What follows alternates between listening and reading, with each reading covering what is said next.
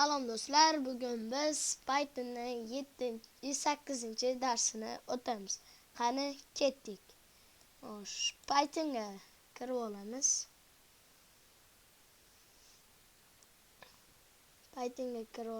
Yangi list ochamiz. lesson8.py deb ocha olamiz.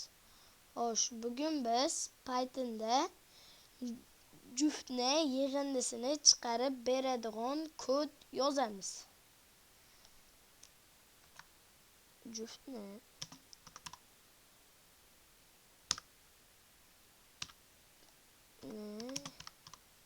yig'indisini chiqarib beradigan kod yozamiz.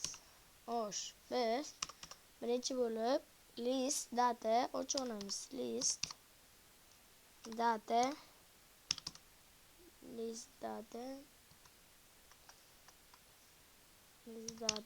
ikkitali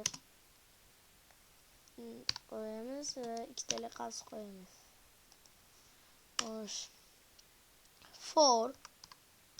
For value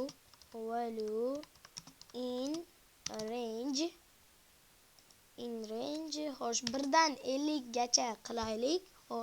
1dan 50 gacha qilmoqchi bo'lsak, 1 qilamiz, velgur qilib turib 51 qilib qo'yamiz va ikkitali qavs qo'yib qo'yamiz.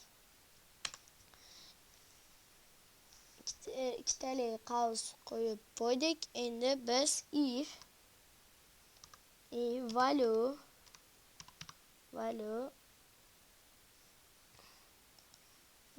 bo'linsa 2 ga, agar 2 ga bo'linsa bu ikkili son, bu juft bo'ladi. Ya'ni 4 ham juft, 6 ham juft, 2 ga bo'linadigan sonlar. Endi ikkitali qavs qilamiz. Keyin 0 qilib qo'yamiz. Endi bunga ikkitali nuqta qo'yib qo'yamiz. List qilamiz. List data qilib turib nuqta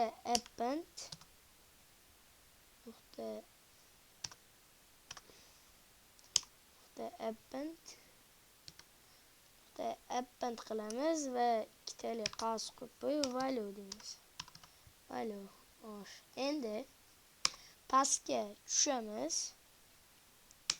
Summa degan yangi o'zgaruvchi ocha olamiz. Summa barodan yozish kerak. Summa qilamiz.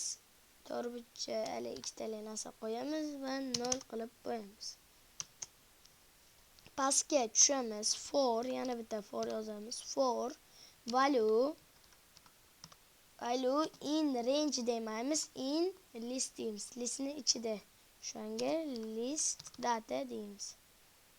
List data qilib turib ikkitali qo'yamiz va nuqta qo'yamiz va summa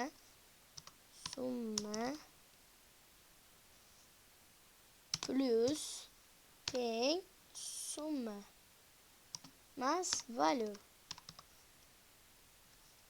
Endi oxirgisi qoldi va bu print summa deb qo'yamiz. Kodimizni ko'radigan bo'lsak, mana chiqarib berdi. 650 ekan juft yig'indisi. Endi buni o'zgartirib qo'ysak, masalan 10 qilib qo'yaylik. Ko'radigan bo'lsak 20 juftlarning yig'indisi. Agar 18 qilib qo'ysak-chi? 18 qilsak 72. 41 qilib ko'ramiz. 41 qilsak 420.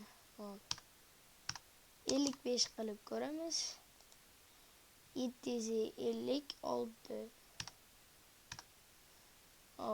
Endi 21 qilib ko'radigan bo'lsak 110. Ishladi, kodimiz. Qoida daftaringizga ham yozib oling. Bu albatta kerak bo'ladi. Xo'p, agar tushunmagan bo'lsangiz, mana sizlarga yordam. Kommentariyaga olib qo'yaman. Mana range biz 1 dan 51 gacha kiritdik. Bu 1 dan 50 gacha bo'lgan sonlar ketma-ketligi. Terminalga 1 dan 51 gacha kiritsak 50 chiqadi. Agar 40 yo o'zini 50 ni o'zini kiritib qo'ysak, 1 dan 50 gacha kiritsak, bizga 1.49 chiqarib beradi. O'shanga xato bo'ladi. Biz 50 gacha chiqarmoqchi bo'lsak, 1 dan 1,51 qilamiz. Xo'sh, endi biz juft qilib oldik. Ya'ni value bo'lingan 2 ga teng 0 bu shart son juft bo'lsa bajariladi. Shunday qilib list data ro'yxatiga barcha juft sonlar kiritiladi. Darsimiz tugadi. Darsimiz yoqqan bo'lsa, like va obuna bosish esdan chiqmasin. Xayr.